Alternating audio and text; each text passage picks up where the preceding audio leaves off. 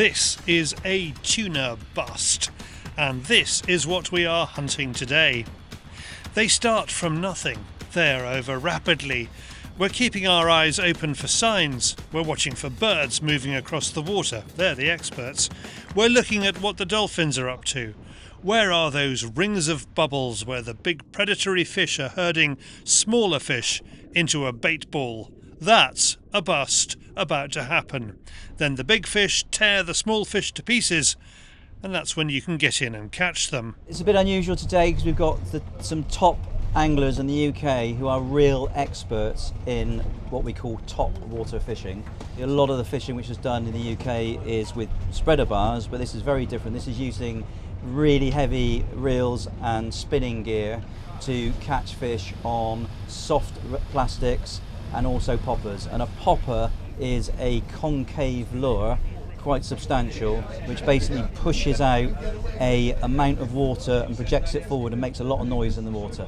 So we're going to be, once we get and see some busts, we're going to edge up to these busts and we're going to fish with poppers on spinning gear, which is amazing. And we've got these guys from Namix Lures who are fantastic. This new big game fishing sport burst onto the British field sports scene in 2021. We can do it thanks to big changes in the sea life off the south coast. Gone are the flounders, in their place are bass. Gone are the lobsters, instead there are octopuses. And where the bait fish such as mackerel thrived, they are now under pressure from vast pods of dolphins and huge shoals of monster tuna. It's these last fish that are attracting the sea anglers, such as Captain Pete Hyde of Sportfishing Charters, who runs his charter boat Sailfish out of Mylor in Cornwall. Now, so far, it's not been a good day for busts, so Pete is resorting to ordinary tuna tactics. Jaws eating the sea. No, other way, the jaws are eating the sea, snapping at the sea. Think of it as like a Pac-Man. That's it, I think. Now at the moment we're trolling spreader bars.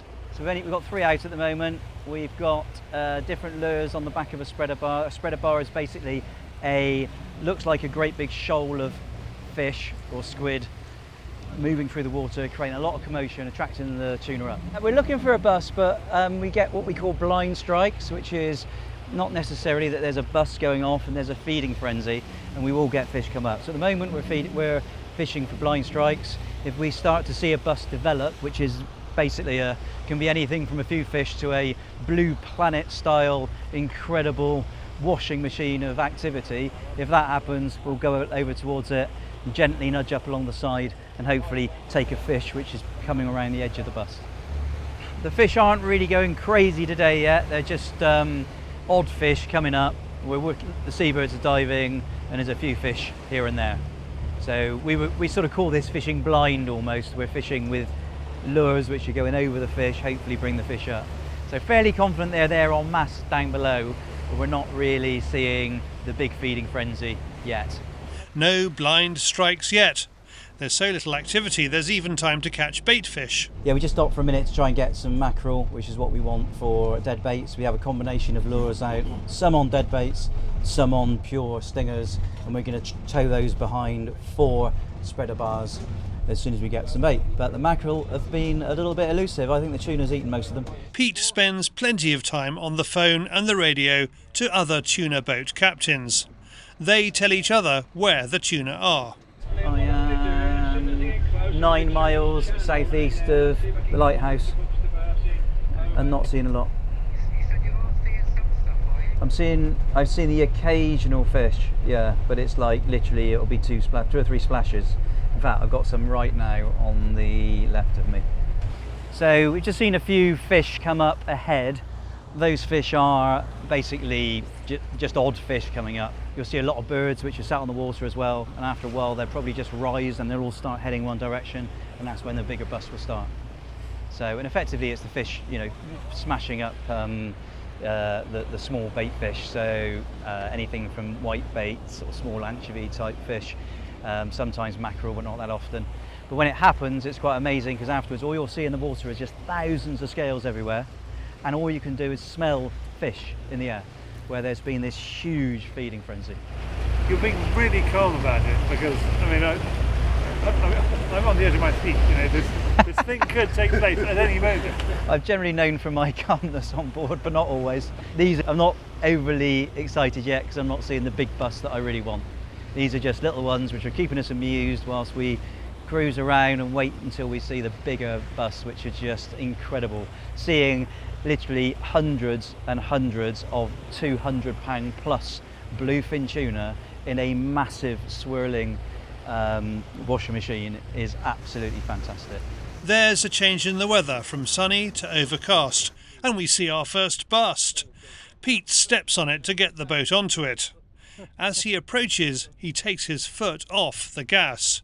Our two top fishing specialists can get a line out, but they're not close enough.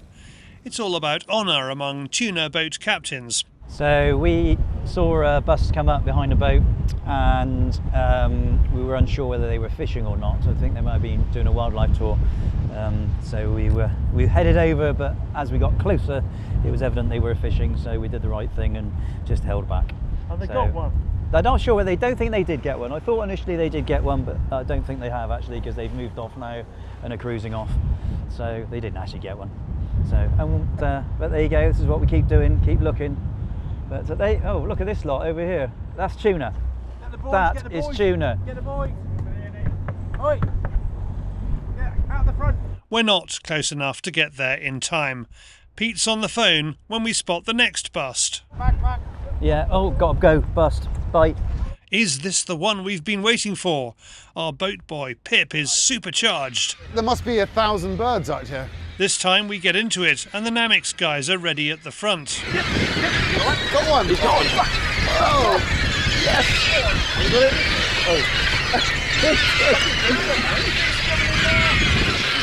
got it?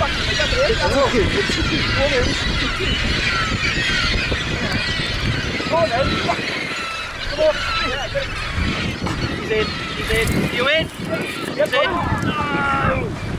They both get a touch, but neither hook up. After all day, we finally found a bust to get onto. Got on top of it. Both Jason and I cast out.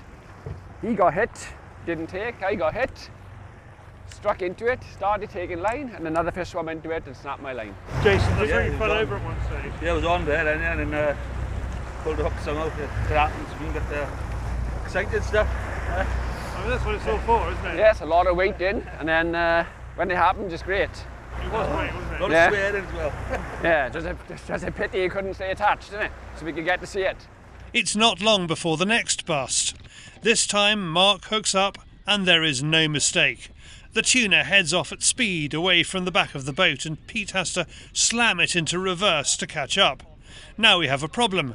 A fish such as this does not come willingly to the boat. If Mark beats it, it's going to take a long time and he is in charge of the commentary. Right, Jason, that's way too slack, Jason. Grab mine. Yup, same here. I don't understand a word he says. Happily, our own David Wright has Welsh roots and has provided a useful translation for this fight between Welshmen and fish.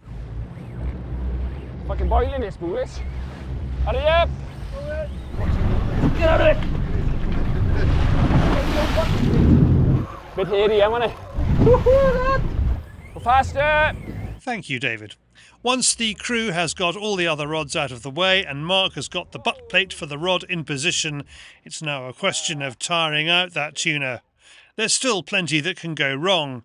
Mark has to keep the line well away from the blades of the propeller.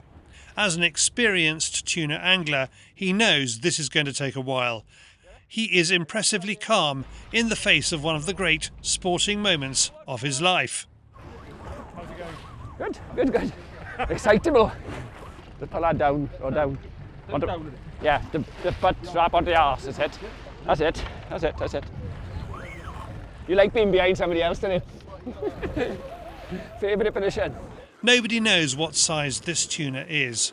It is easily pulling out almost 500 metres of the 120-pound breaking strain line, then allowing Mark to haul it back. After half an hour, the fish settles solidly into a depth of around 70 feet, following the boat. staying in that 20-metre zone. I can't get out of the 20-metre zone. That's his comfortable position. Fine. Yeah, fine. You reckon you're going to win this one? Well, unless something gives in, it won't be me. Tackle failure always ours. It is past the 1 hour mark and we start to see the fish. And then we know it's all over. Oh, look at that! At 1 hour and 20 minutes, the last problem to face is clamping the fish on its lower jaw. That holds it alongside the boat. It doesn't harm the fish and allows Pete to measure it and reach down and unhook it. The problem is the boat boy, Pip, whose day job is celebrant at a London church. He's helping out today because Pete's usual boat boy is off sick. Whoa, whoa, whoa, whoa, in his mouth, in his mouth. Yeah, I can't see the mouth. Get the mouth! I can't see the mouth. Out the gate! Better. Right, you got him? Clamp it! You got him? Clamp it! Right. Clamp it! Yeah, just right, right, it's clamped. Clamp's on its own. Yes, I'm pretty sure. Yeah, it's in. Well done, Pip. Well done, everyone. You alright? Yeah, fine, yeah. Happy with that now. It has been one hell of a day, wasn't it? Chasing fish around, but finally we got the fish, and it's so pleasing to get it on the Namitz lures as well. That is just fantastic. Job done. All within sight of our home port, and it is time to return there now. Well, they were up the front of the boat. They had the hit on the lure. It was great to see them really striking into fish again and again and again, which you wouldn't see in normal fishing. And then the very long play at the fish. But the fish was approximately 300 pounds, a big fish, and it went away healthily at the end after being towed for 10 minutes to revive it and get lots of oxygen into its gills. And quite a special fish for you. It was special for me because it was my 100th tuna to the boat. So I'm very happy about that. Some days there are fish everywhere and you cannot go wrong, and there are busts everywhere. Some days there are busts everywhere and you pull through them with spreader bars and you still don't get takes. So every day is different, but today was particularly difficult. There weren't many busts, there weren't many fish showing, probably because they overfed yesterday, which is what we tend to see. The fish are effectively full up. But in the end, as we were coming through back towards the harbour, we saw a few busts and we managed to get the guys on top water fishing equipment, which is completely different, doing something which is very specialist, and that was fantastic to see that. So I've actually been fishing for tuna for only 2 years, so I suppose I'm fairly new still to the whole game. I'm very grateful for the people who did the shark programme because they did a lot of the pioneering work to prove that this is a sustainable fishery. So I'm one of the lucky people who've got a permit since then. I think there's about 70 this year charter vessels, and the rest of them are actually being given out to recreational people, which is great, but it's very important that people do some training and understand how to handle the fish, because the whole fishery is based on very low mortality. We actually have a quota as a recreational fisherman, and it's a very that quota is very small based on a mortality, so we still will kill a few fish in the process, but it's a very tiny amount. Pete is one of 150 licence holders for tuna in the UK. The tuna season runs from July through to the end of November. It is world class, it's on our doorstep, and the tuna could leave our waters any time, so get out there and try it while you can. Links below. It's not my first time with my rod in my hand. Come